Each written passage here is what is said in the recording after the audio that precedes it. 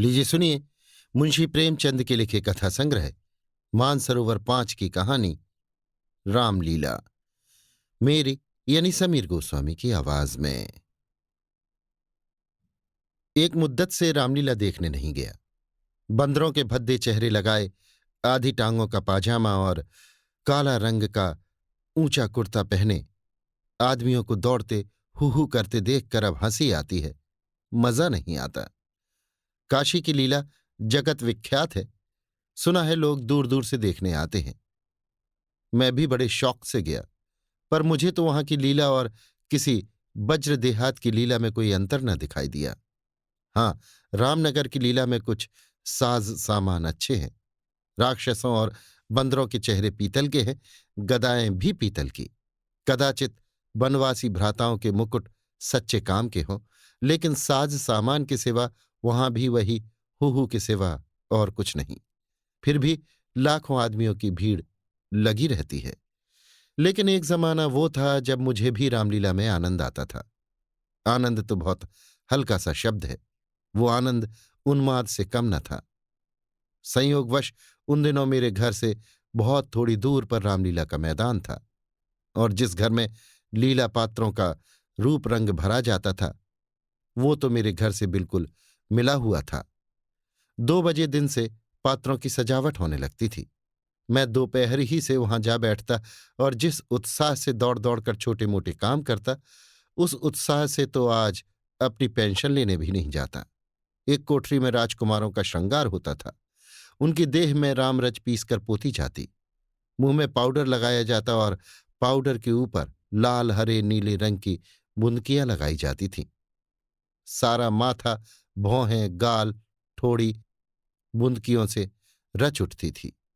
एक ही आदमी इस काम में कुशल था। वही बारी बारी से तीनों पात्रों का श्रृंगार करता था। रंग की प्यालियों में पानी लाना, रामरच पीसना, पंखा झलना मेरा काम था। जब इन तैयारियों के बाद विमान निकलता तो उस पर रामचंद्र जी के पीछे बैठकर मुझे जो उल्लास, जो गर्व, जो रोमांच होता था, वो अब लाट साहब के दरबार में कुर्सी पर बैठकर भी नहीं होता। एक बार जब होम मेंबर साहब ने व्यवस्थापक सभा में मेरे एक प्रस्ताव का अनुमोदन किया था, उस वक्त मुझे कुछ उसी तरह का उल्लास, गर्व और रोमांच हुआ था। हाँ, एक बार जब मेरा ज्येष्ठ पुत्र नायब तहसीलदारी में नामजद हुआ, तब भी ऐसी ही तरंगें मन में उठी थी। पर इनमें और उस बाल विह्वलता में बड़ा अंतर है। तब तो ऐसा मालूम होता था कि मैं स्वर्ग में बैठा हूं। निषाद नौका लीला का दिन था। मैं 2-4 लड़कों के बहकाने में आकर गुल्ली डंडा खेलने लगा था। आज श्रृंगार देखने न गया। विमान भी निकला, पर मैंने खेलना न छोड़ा। मुझे अपना दांव लेना था। अपना दांव छोड़ने के लिए उससे कहीं बढ़कर आत्मत्याग की जरूरत थी, जितनी मैं कर सकता था। अगर दांव देना होता तो मैं कब का भाग खड़ा होता, लेकिन पदाने में कुछ और ही बात होती है। खैर, दांव पूरा हुआ।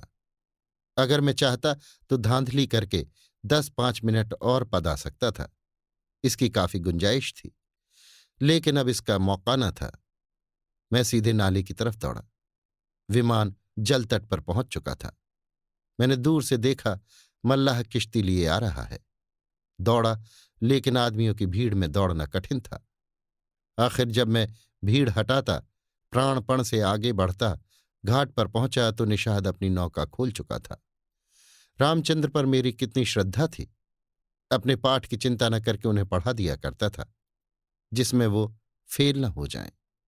मुझसे उम्र ज्यादा होने पर भी वो नीची कक्षा में पढ़ते थे। लेकिन वही रामचंद्र नौका पर बैठे इस तरह मुंह फेरे चले जाते थे, मानो मुझसे जान पहचान ही नहीं। नकल में भी असल की कुछ न कुछ बू आ ही जाती है। भक्तों पर जिनकी निगाह सदा ही तीखी रही है, वो मुझे क्यों उबारते।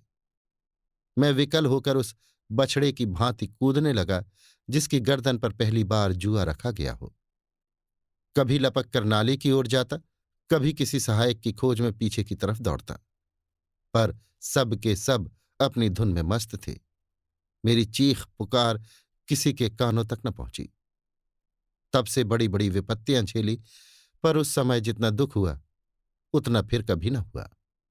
मैंने निश्चय किया था कि अब रामचंद्र से कभी न बोलूंगा, न कभी खाने की कोई चीज ही दूंगा। लेकिन ज्यों ही नाले को पार करके वो पुल की ओर लौटे, मैं दौड़कर विमान पर चढ़ गया और ऐसा खुश हुआ मानो कोई बात ही न हुई थी। रामलीला समाप्त हो गई थी, राजगद्दी होने वाली थी, पर न जाने क्यों देर हो रही थी। शायद चंदा कम वसूल हुआ था। रामचंद्र की इन दिनों कोई बात भी न पूछता था। न घर जाने की ही छुट्टी मिलती थी, न भोजन का ही प्रबंध होता था। चौधरी साहब के यहां से एक सीधा कोई 3 बजे दिन को मिलता था। बाकी सारे दिन कोई पानी को भी नहीं पूछता। लेकिन मेरी श्रद्धा अभी तक ज्यों की त्यों थी। मेरी दृष्टि में वो अब भी रामचंद्र ही थे। घर पर मुझे खाने की कोई चीज मिलती, वो लेकर रामचंद्र को दे आता। उन्हें खिलाने में मुझे जितना आनंद मिलता था, उतना आप खा जाने में कभी न मिलता। कोई मिठाई या फल पाते ही मैं बेतहाशा चौपाल की ओर दौड़ता। अगर रामचंद्र वहां न मिलते तो उन्हें चारों ओर तलाश करता, और जब तक वो चीज उन्हें न खिला लेता मुझे चैन न आता था। खैर, राजगद्दी का दिन आया। रामलीला के मैदान में एक बड़ा सा शामियाना ताना गया। उसकी खूब सजावट की गई। वैश्याओं के दल भी आ पहुंचे। शाम को रामचंद्र की सवारी निकली और प्रत्येक द्वार पर उनकी आरती उतारी गई। श्रद्धानुसार किसी ने रुपए दिए, किसी ने पैसे। मेरे पिता पुलिस के आदमी थे, इसलिए उन्होंने बिना कुछ दिए ही आरती उतारी। उस वक्त मुझे जितनी लज्जा आई उसे बयान नहीं कर सकता। मेरे पास उस वक्त संयोग से 1 रुपया था। मेरे मामा जी दशहरे के पहले आए थे और मुझे 1 रुपया दे गए थे। उस रुपये को मैंने रख छोड़ा था। दशहरे के दिन भी उसे खर्च न कर सका। मैंने तुरंत वो रुपया लाकर आरती की थाली में डाल दिया। पिताजी मेरी ओर कुपित नेत्रों से देख कर रह गए। उन्होंने कुछ कहा तो नहीं, लेकिन मुंह ऐसा बना लिया जिससे प्रकट होता था कि मेरी इस धृष्टता से उनके रोब में बट्टा लग गया। रात के 10 बजते बजते ये परिक्रमा पूरी हुई। आरती की थाली रुपयों और पैसों से भरी हुई थी। ठीक तो नहीं कह सकता, मगर अब ऐसा अनुमान होता है कि 400-500 रुपयों से कम न थे। चौधरी साहब इनसे कुछ ज्यादा ही खर्च कर चुके थे। उन्हें इसकी बड़ी फिक्र हुई कि किसी तरह कम से कम 200 रुपये और वसूल हो जाए, और इसकी सबसे बड़ी अच्छी तरकीब उन्हें यही मालूम हुई कि वैश्याओं द्वारा महफिल में वसूली हो। जब लोग आकर बैठ जाएं और महफिल का रंग जम जाए, तो आबादी जान रसिक जनों की कलाइयां पकड़ पकड़ कर ऐसे हाव भाव दिखाएं कि लोग शर्माते शर्माते भी कुछ न कुछ दे ही मरें। आबादी जान और चौधरी साहब में सलाह होने लगी। मैं संयोग से उन दोनों प्राणियों की बातें सुन रहा था। चौधरी साहब ने समझा होगा ये लौंडा क्या मतलब समझेगा, पर यहां ईश्वर की दया से अक्ल के पुतले थे। सारी दास्तान समझ में आती जाती थी। चौधरी, सुनो आबादी जान, ये तुम्हारी ज्यादती है। हमारा और तुम्हारा कोई पहला साबिका तो है नहीं। ईश्वर ने चाहा तो यहां हमेशा तुम्हारा आना जाना लगा रहेगा। अब की चंदा बहुत कम आया, नहीं तो मैं तुमसे इतना इसरार न करता। आबादी जान, आप मुझसे भी जमींदारी चाले चलते हैं क्यों? मगर यहां हुजूर की दाल न गलेगी। वाह, रुपए तो मैं वसूल करूंगा और मुंह चौपड़ता हो आप थे। कमाई का ये अच्छा ढंग निकाला है। इस कमाई से तो वाकई आप थोड़े दिनों में राजा हो जाएंगे। उसके सामने जमींदारी झक मारेगी। बस कल ही से एक चकला खोल दीजिए, खुदा की कसम माला माल हो जाइएगा। चौधरी, तुम तो दिल लगी करती हो और यहां काफिया तंग हो रहा है। आबादी जान, तो आप भी तो मुझी से उस्तादी करते हैं। यहां आप जैसे काइयों को रोज उंगलियों पर नचाती हूं। चौधरी, आखिर तुम्हारी मंशा क्या है? आबादी जान, जो कुछ वसूल करूं उसमें आधा मेरा और आधा आपका। लाइए हाथ मारिए। चौधरी, यही सही। आबादी जान, अच्छा तो पहले मेरे 100 रुपये गिन दीजिए, पीछे से आप अलसेठ करने लगेंगे।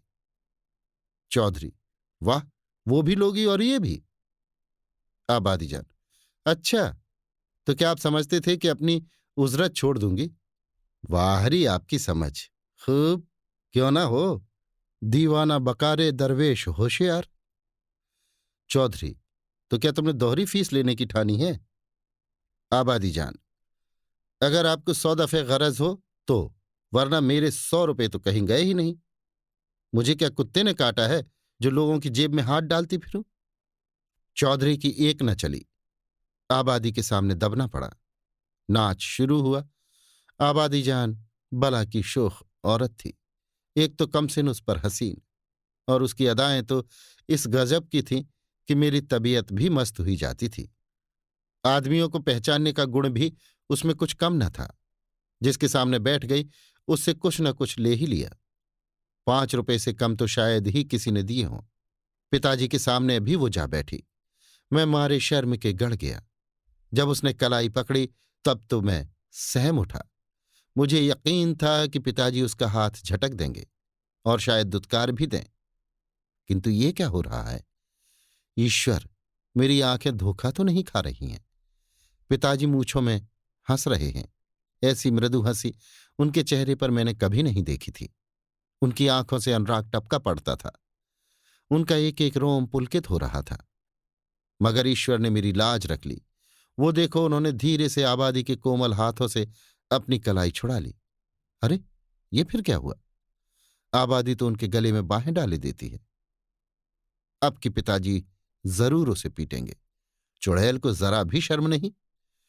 एक महाशय ने मुस्कुराकर कहा, यहां तुम्हारी दाल न गलेगी आबादी जान, और दरवाजा देखो। बात तो इन महाशय ने मेरे मन की कही, और बहुत ही उचित कही। लेकिन न जाने क्यों पिताजी ने उनकी ओर कुपित नेत्रों से देखा और मूंछों पर ताव दिया। मुंह से तो वो कुछ न बोले, पर उनके मुख की आकृति चिल्लाकर सरोष शब्दों में कह रही थी, तू बनिया मुझे समझता क्या है? यहां ऐसे अवसर पर जान तक निसार करने को तैयार है। रुपए की हकीकत ही क्या? तेरा जी चाहे आजमा ले। तुझसे दूनी रकम न दे डालूं तो मुंह न दिखाऊं। महान आश्चर्य, घोर अनर्थ। अरे जमीन तू फट क्यों नहीं जाती? आकाश तू फट क्यों नहीं पड़ता? अरे मुझे मौत क्यों नहीं आ जाती? पिताजी जेब में हाथ डाल रहे हैं। वो कोई चीज निकाली और सेठ जी को दिखाकर आबादी जान को दे डाली। आह, ये तो अशर्फी है। चारों ओर तालियां बजने लगी। सेठ जी उल्लू बन गए या पिताजी ने मुंह की खाई, इसका निश्चय मैं नहीं कर सकता। मैंने केवल इतना देखा कि पिताजी ने एक अशर्फी निकालकर आबादी जान को दी। उनकी आंखों में इस समय इतना गर्वयुक्त उल्लास था, मानो उन्होंने हातिम की कब्र पर लात मारी हो। यही पिताजी हैं जिन्होंने मुझे आरती में 1 रुपया डालते देखकर मेरी ओर इस तरह से देखा था, मानो मुझे फाड़ ही खाएंगे। मेरे उस परमोचित व्यवहार से उनके रोब में फर्क आता था, और इस समय इस घृणित, कुत्सित और निंदित व्यापार पर गर्व और आनंद से फूले न समाते थे। आबादी जान ने एक मनोहर मुस्कान के साथ पिताजी को सलाम किया और आगे बढ़ी, मगर मुझसे वहां न बैठा गया। मारे शर्म के मेरा मस्तक झुका जाता था। अगर मेरी आंखों देखी बात न होती तो मुझे इस पर कभी एतबार न होता। मैं बाहर जो कुछ देखता सुनता था उसकी रिपोर्ट अम्मा से जरूर करता था, पर इस मामले को मैंने उनसे छिपा रखा। मैं जानता था उन्हें ये बात सुनकर बड़ा दुख होगा। रात भर गाना होता रहा। तबले की धमक मेरे कानों में आ रही थी। जी चाहता था चलकर देखूं, पर साहस न होता था। मैं किसी को मुंह कैसे दिखाऊंगा? कहीं किसी ने पिताजी का जिक्र छेड़ दिया तो मैं क्या करूंगा? प्रातःकाल रामचंद्र की विदाई होने वाली थी। मैं चारपाई से उठते ही आंखें मलता हुआ चौपाल की ओर भागा। डर रहा था कि कहीं रामचंद्र चले न गए हों। पहुंचा तो देखा तवायफों की सवारियां जाने को तैयार हैं। 20 आदमी हसरतनाक मुंह बनाए उन्हें घेरे खड़े हैं। मैंने उनकी ओर आंख तक न उठाई, सीधे रामचंद्र के पास पहुंचा। लक्ष्मण और सीता बैठे रो रहे थे और रामचंद्र खड़े कांधे पर लुटिया डोर डाले उन्हें समझा रहे थे। मेरे सिवा वहां और कोई न था। मैंने कुंठित स्वर से रामचंद्र से पूछा, क्या तुम्हारी विदाई हो गई? रामचंद्र, हाँ, हो तो गई।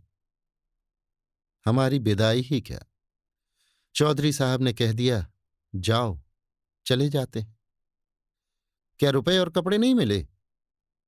अभी नहीं मिले। चौधरी साहब कहते हैं इस वक्त बचत में रुपए नहीं हैं, फिर आकर ले जाना। कुछ नहीं मिला? एक पैसा भी नहीं। कहते हैं कुछ बचत नहीं हुई।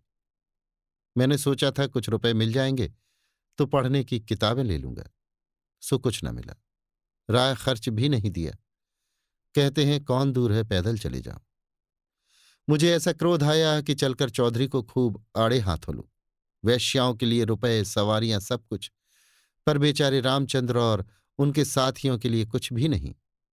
जिन लोगों ने रात को आबादी जान पर 10-10, 20-20 रुपए न्यौछावर किए थे, उनके पास क्या इनके लिए 2-2, 4-4 आने पैसे भी नहीं। पिताजी ने भी तो आबादी जान को एक अशर्फी दी थी। देखूं इनके नाम पर क्या देते हैं। मैं दौड़ा हुआ पिताजी के पास गया। वो कहीं तफ्तीश पर जाने को तैयार खड़े थे। मुझे देखकर बोले, कहाँ घूम रहे हो? पढ़ने के वक्त तुम्हें घूमने की सूझती है। मैंने कहा, गया था चौपाल, रामचंद्र विदा हो रहे थे, उन्हें चौधरी साहब ने कुछ नहीं दिया। तो तुम्हें इसकी क्या फिक्र पड़ी है? वो जाएंगे कैसे? पास रहा खर्च भी तो नहीं है। क्या कुछ खर्च भी नहीं दिया? ये चौधरी साहब की बेइंसाफी है। आप अगर 2 रुपया दे दें तो मैं उन्हें दे आऊं, इतने में शायद वो घर पहुंच जाए। पिताजी ने तीव्र दृष्टि से देखकर कहा, जाओ अपनी किताब देखो, मेरे पास रुपए नहीं है। ये कहकर वो घोड़े पर सवार हो गए। उसी दिन से पिताजी पर से मेरी श्रद्धा उठ गई। मैंने फिर कभी उनकी डांट डपट की परवाह नहीं की। मेरा दिल कहता, आपको मुझे उपदेश देने का कोई अधिकार नहीं है। मुझे उनकी सूरत से चिढ़ हो गई। वो जो कहते मैं ठीक उसका उल्टा करता। यद्यपि इससे मेरी ही हानि हुई, लेकिन मेरा अंतःकरण उस समय विप्लवकारी विचारों से भरा हुआ था। मेरे पास 2 आने पैसे पड़े हुए थे। मैंने पैसे उठा लिए और जाकर शर्माते शर्माते रामचंद्र को दे दिए। उन पैसों को देखकर रामचंद्र को जितना हर्ष हुआ, वो मेरे लिए आशातीत था। टूट पड़े, मानो प्यासे को पानी मिल गया। वही 2 आने पैसे लेकर तीनों मूर्तियां विदा हुईं। केवल मैं ही उनके साथ कस्बे के बाहर तक पहुंचाने आया। उन्हें विदा करके लौटा तो मेरी आंखें सजल थीं, पर हृदय आनंद से उमड़ा हुआ था। अभी आप सुन रहे थे मुंशी प्रेमचंद के लिखे कथा संग्रह मानसरोवर 5 की कहानी रामलीला, मेरी यानी समीर गोस्वामी की आवाज में।